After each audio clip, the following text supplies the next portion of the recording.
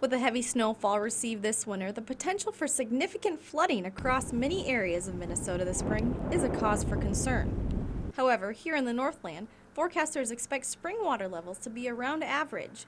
Meteorologist for the National Weather Service, Mike Stewart, says in Wisconsin, Douglas County should be clear of heavy flooding unless we get more snow.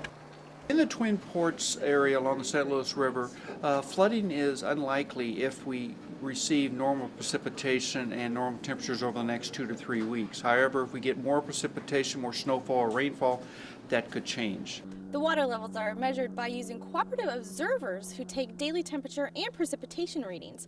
The National Weather Service then takes those readings and makes forecast models, which then they're able to come up with a forecast for the river levels. If we get a warm up and it's reasonably dry like last year in 2010, we would have some flooding, but it may not be as more than what is forecasted. However, if we get snowfall or rainfall in addition to the warm temperatures, it will cause probably more flooding, and we'll have to revise the forecast to adjust for that.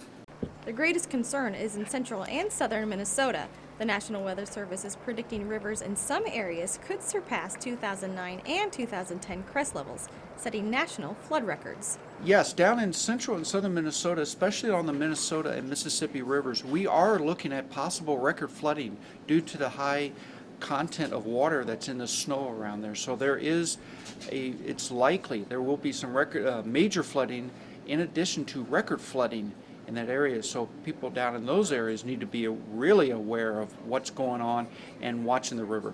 In Duluth, Danielle Pisek, Northland News Center.